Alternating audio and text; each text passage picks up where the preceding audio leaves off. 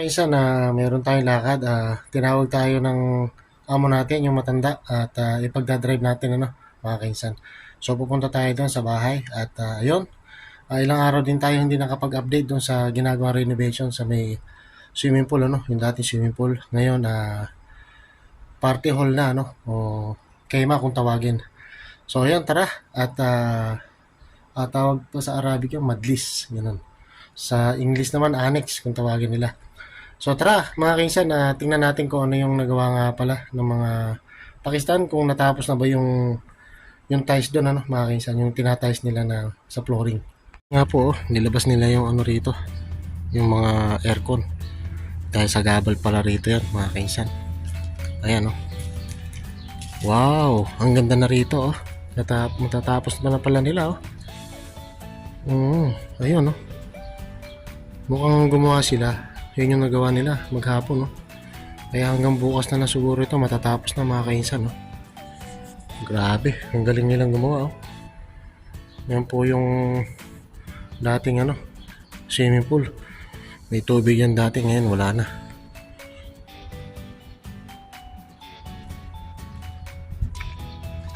Tapos ayun, ito pala yung buhangin pa rito, oh. Tinambak nila yung buhangin dito. So sisilipin natin doon sa loob. Yung mga ano, kasi nilabas nila yung mga gamit.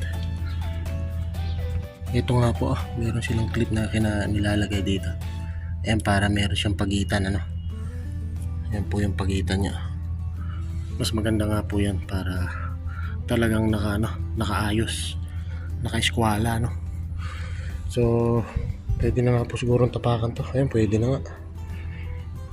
Matatapakan na natin dahil madali lang pong tumigas yung semento.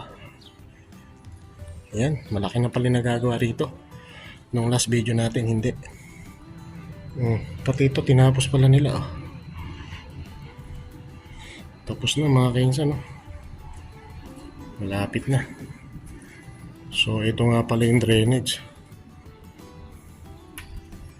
Ayan, okay na rito. Oh. Mukhang matatapos na nga ito bukas. Tapos dito, tingnan natin dito sa may loob ng CR, pinaka bathroom. Yun. Medyo okay na rin dito.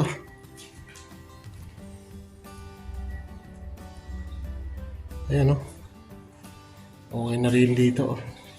Hanggang dito pa lang pala ang natapos nila. Okay, sana yan. Tapos ayun, yung pinaka CR, yung huli siguro to. Pinapos lang nila yung malapad, ano, yung malaking ano, area. Wow, ang ganda na. Napakaliwalas ng tingnan. Lahat po ng ano nilalagyan nila ng cliff. Pinakapagitan niya.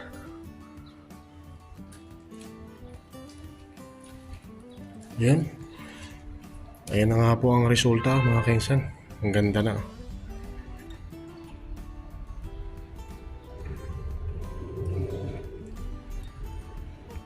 So ayun na nga po mga kainsan, na-update na nga po natin yung ginagawa nila rito mga kainsan. So hanggang bukas po muli kung sakali mapupunta tayo rito. At patapos na po yan mga kainsan.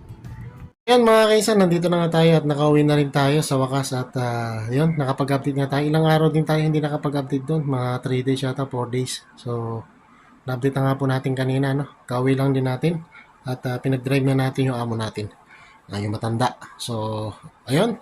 At maraming salamat po sa 261 subscriber. Nadagdagan po tayo ng subscriber. So please like and share sa ating pong mga ginagawa pang mga video. And yun nga, subscribe na po tayo. Click lang po lagi ang notification bell para update kayo sa ating pang mga gagawin pang mga video. Sana ma-update natin yung bukas o sa isang araw para malaman natin kung natapos na nila yung pagtatiles, ano. So isusunod na po siguro yung pagpatawag doon na pagpipintura o yung paglalagay ng skim coat, ano mga kainsan. So babayan po natin, ano, pakisuportahan po natin. So maraming salamat po mga kainsan. Hanggang sa muli. Nagpapasalamat po ako sa inyo lahat, lalo na po ang mga kapwa ko OFW dito sa Saudi o sa Riyadh. So, yun, hanggang sa muli mga kaisan. Ang sabi ko nga, life is better, better is life. So, happy lang tayo mga kaisan. Bye-bye!